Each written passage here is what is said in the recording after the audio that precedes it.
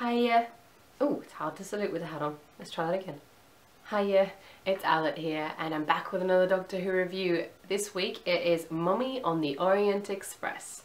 I think and hope it was written by Jamie Matheson, and I'm sorry if I got that wrong, but you should be pretty used to that by now. Okay, let's get on with the review. I liked every part of this episode. In fact, there's very few things I could find that I didn't like about it. So this is going to be a happy, positive review, which is nice after the series of sad or grumpy reviews that I've been making.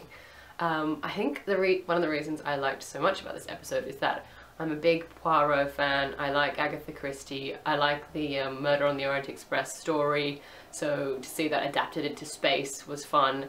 And the fact that they, brought in a mummy and that kind of mythological element kind of reminded me of Supernatural, and also a bit of Midsummer Murders, since they're trying to solve the case but everyone is dying on the train, and eventually if it continues that way there's almost no one left. I often find about Midsummer Murders that while the detectives are trying to solve the crime, half the little village dies. If you've not seen that British crime show, this reference is lost on you. It also reminded me a bit of Pushing Daisies, because if anyone is a Pushing Daisies fan, they'll know that when Ned wakes the dead, he only can have them awake for 60 seconds because then he needs to touch them again to put them back to death. And so having that 66-second countdown reminded me a lot of Pushing Daisies. And I also really liked the 66-second countdown actually appearing on the bottom of the screen, because I know in a lot of TV shows they'll be trying to defuse a bomb, or they'll be we only have 3 minutes left, and then there'll be 30 more minutes of the episode in which that 3 minutes was stretched out. And I mean, that's fine, I understand where that comes from a narrative point of view as far as filmmaking goes, but to actually see them try to condense what is happening or what needs to be said within those 66 seconds made it much more realistic and a lot more intense. There was definitely a sense of urgency throughout the second half of the episode, and that was, a bit more like the action-packed episode that we had in the bank recently. So it definitely seems to be 12 is a action blockbuster type Doctor, which is interesting.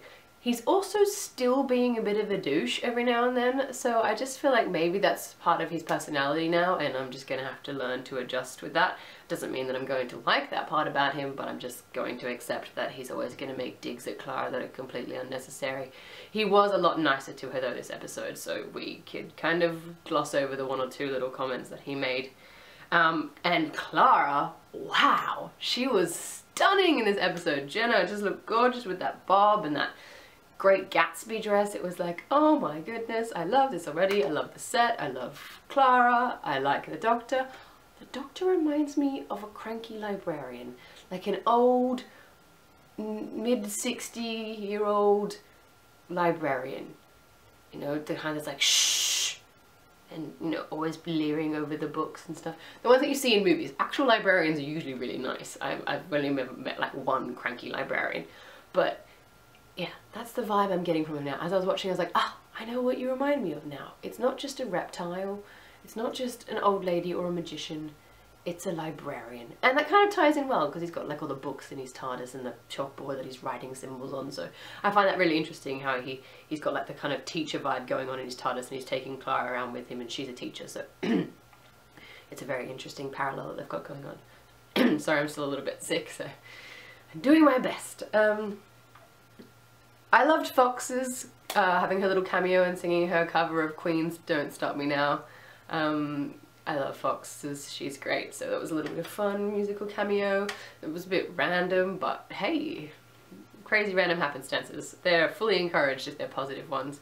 The actor John Sessions, I think he is, who is the voice of Gus, his voice in this episode reminded me a lot of Douglas from Cabin Pressure, so I was quite this reminds me of what would happen if Douglas from Cabin Pressure became a clever computer.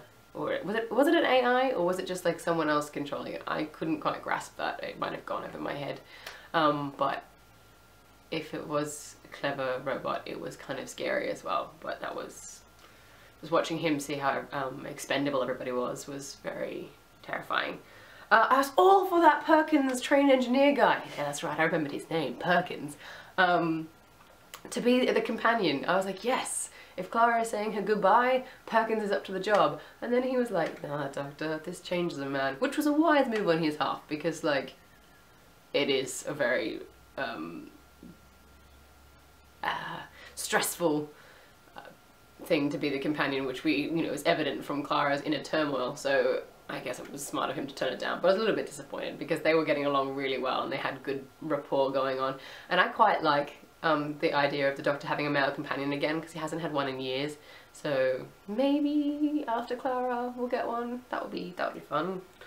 Danny was human. I'm really liking Danny now. He was on that phone and he had expressions and he seemed really nice and genuine. I mean, Clara's lying to him, which means that their relationship's still quite unhealthy in some respects, but you know, he's doing better. So I'm happy with that as far as the development of Danny Pink is going. I liked the Doctor talking to himself in his little train cabin thing, where, compartment, where he was, you know, trying to nut out what the mummy was.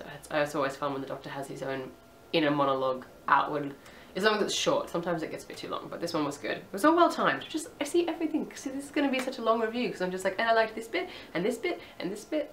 I think that line towards the end, where it's like, sometimes you only have bad choices, but you still have to choose, was quite profound, and you know, not the optimistic whimsy of the previous Doctors that we've seen. So that was a beautiful moment that Clara and 12 shared. And then, you know, Clara to kind of go back and be like, actually I am going to stay and we are going to go on adventures, was quite nice, because it was something that she was choosing as well. I mean, I know she was also choosing to leave him, but then she seemed to imply that it was Danny who had asked her to stop travelling, which we could tell from the start wasn't necessarily true, because she was the one saying, well, you know, this is him being arrogant and making horrible choices. And even that woman on the train, Daisy, oh no, I was doing so well and now I can't remember her name.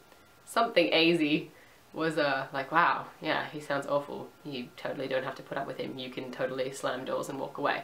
And I thought that that was a really good point as well. So there was definitely some nice, strong messages in this week's episode, and I really liked it.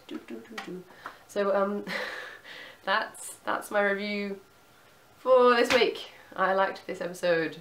Mummy on the Orient Express. Let's get more episodes like that. It was not the Clara-less episode that we thought it was going to be. I thought we were going to see the Doctor have a little bit of a run by himself, but it was not meant to be. So that's okay. Maybe we'll get that later on. But for now, I think that it's a nice change of pace. Here's hoping that next week's episode is just as good. And I will see you all then. Toodles! One other thing. I really liked that moment at the start when Clara and 12 were talking about how things would be after they left, and how the Doctor seemed to think that she was leaving him for good, and she was like, what? No, that's not what I meant. I meant, like, you can still pop in for dinners. You do pop in for dinners, right? And it was just that really awkward moment of, like, 12 trying to understand how to be, you know, a casual human acquaintance rather than Doctor and companion, and I thought that was a really nice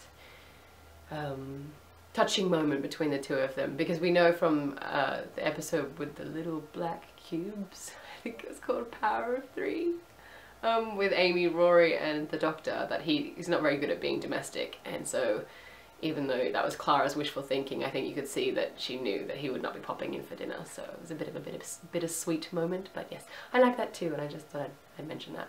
I'm going again now. Toodles.